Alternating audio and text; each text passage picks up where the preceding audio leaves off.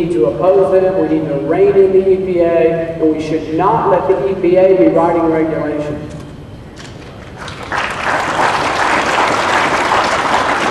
All right, gentlemen, thank you for the questions and the answers that you have given us. It's now time for the closing statement portion of our program. And again, the order of this was done by blind draw before we began today. You have 5 minutes each for your closing statement. The first will be Dr. Paul, followed by Mr. Johnson, followed by Secretary Grayson. First, Rand Paul.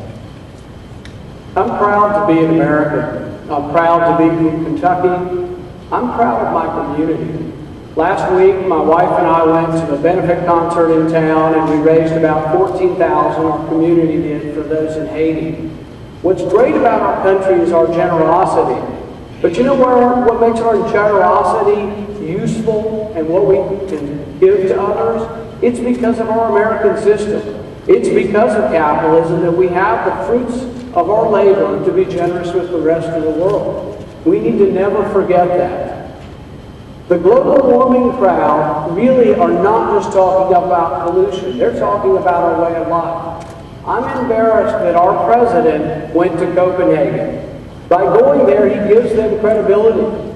At Copenhagen was the socialist president of Bolivia, Evo Morales. What did he have to say? He said that ending climate change can only be done by ending the destructive system of capitalism.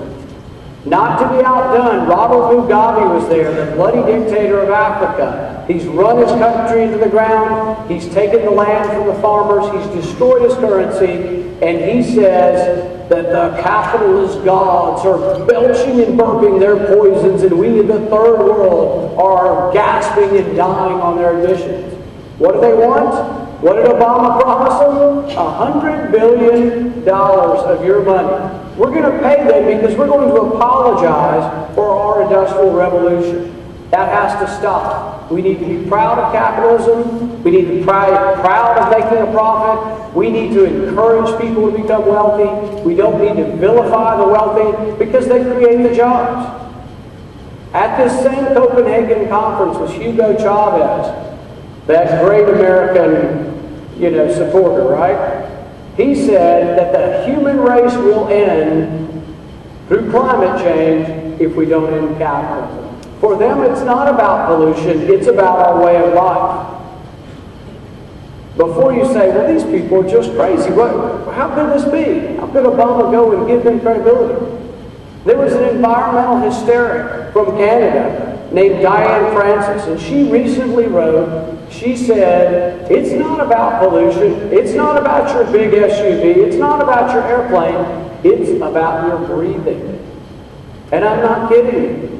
We breathe and exhale carbon dioxide, and she's worried there are too many breathers on the planet. So you know what her solution is? Forced abortion and one child per family like they do in China. These are the kind of people that are out there. We need a voice from Kentucky who will go after these people, who will promote freedom, who will promote constitutional government, who will grab the national stage and try to reform. I tell people that a political party is an empty vessel unless you imbue it with values. It's not enough just to have an R next to your name. Remember Arlen Specter? Former Democrat, became a Republican, went back to being a Democrat, but never voted like a Republican. You've got to do the winnowing process. That's why you're here today. You've got to decide who can best articulate our message, who will stay true to their purpose, true to the platform.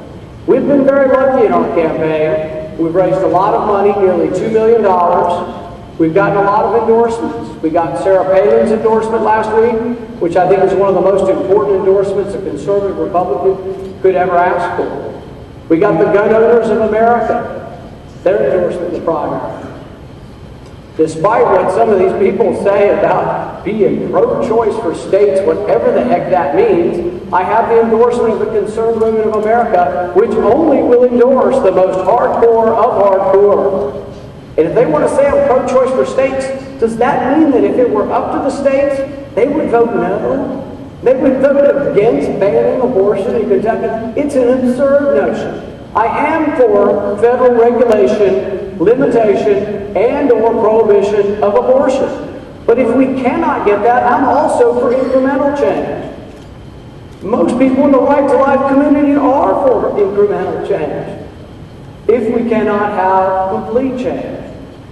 So let's think these things through. Think about the people calling, doing push polling, and making up stuff, and you make up your own mind. You decide, do you want someone in Washington to hand-select and stamp who the next leader of your state's going to be, or do you want to research it yourself? Look up on my website, randpaul2010.com. We have a lot of issues. Thank you very much.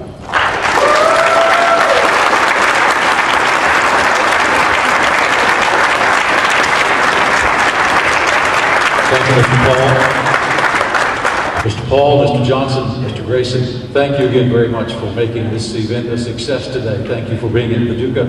We invite you back to Paducah, Western Kentucky, anytime that you can. Ladies and gentlemen, if you will, would you join me one last time in thanking the candidates for being here today?